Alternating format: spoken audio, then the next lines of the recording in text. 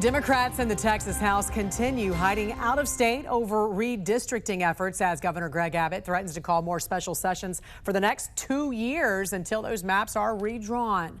Here to discuss more is Texas Republican State Representative Mitch Little, who represents District 65 just north of Dallas. Good morning to you, sir. Welcome to the National News Desk. Good morning, Jan. Glad to be with you. This is the second week of this. I know that the House was 4 members short of reaching the quorum yesterday. What's at stake here? Because we know this is not just about redistricting. There's other issues, including flood relief and essential government duties. Yes, ma'am, there's a lot going on. So we've got flood relief in Central Texas. There are a number of other priorities on the call, including dealing with property tax relief, banning taxpayer-funded lobbying, as well as dealing with out-of-state abortifacient bills. But one of the major things that we have to accomplish here in the special session is dealing with, of course, congressional redistricting. And we're, as you said, pushing week 2. You're also an attorney and a Harvard grad. So from a legal perspective, what more can be done when you have lawmakers who could remain in hiding for years, tying the hands of the state government? Yes, of course. So the next major step, in my view, is a modification of the House rules to remove seniority from those members of the Texas House of Representatives who have elected not to return for the special session. So the quorum break has to carry more significant penalties. Another penalty we're looking at, Jan, is removing vice chairmanships from those members who have fled. So there's an escalating series of penalties that we can deploy here if we can't gain compliance. Can you talk about a little bit about the political strategy here by Democrats? Because quorum breaks are largely symbolic, as we know. Have they ever worked in the state of Texas?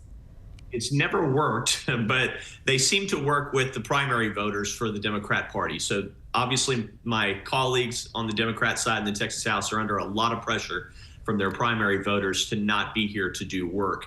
At some point, something's got to give. The $500 a day fines, as well as having to pay for the cost of trying to retrieve them with the Department of Public Safety, are going to add up, and something's got to give. What's your response to those Democrats who call this a power grab that would impact their districts and take away power from minority voters?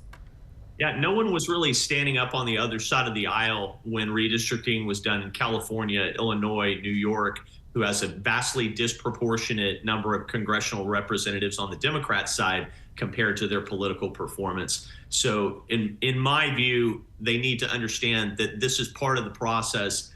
It is completely legal, and the Republicans are executing that strategy and will execute it. And the draft proposal of the new map might be more favorable to Republicans, but let's be clear, redrawing congressional boundaries does not guarantee wins, as we know. So how are the maps redrawn? So a few major changes. There are 3 that are going to be Hispanic majority districts in South Texas, just as a matter of course. Of course, they were redrawn based on political performance, and what you saw in the Valley is a political shift to the Republican Party driven by Biden's policies on the border and policies on the family. There are a couple of districts, one in far north Dallas, that is going to shift to a red district from a blue district, CD 32 represented by Julie Johnson, and in Houston, Al Green's district would become a Republican district. What's your message right now to your fellow Democratic colleagues? Yeah, they're holding up the works. They need to be required to do their job just like everybody else in our chamber. You know, my Republican colleagues and I have jobs. We have lives. We've got kids going back to school. It's time to get here and work for the people of Texas. We've got flood relief and other very important items to take care of.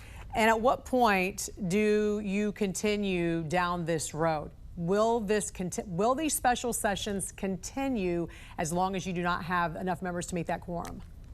I think Governor Abbott's made it abundantly clear he's going to call a special session immediately upon the conclusion of this one, as early as Friday. So, you know, second verse is going to be the same as the first here. Texas Republican State Representative Mitch Little, we appreciate you joining us this morning here on the National News Desk. Thank you. Thank you.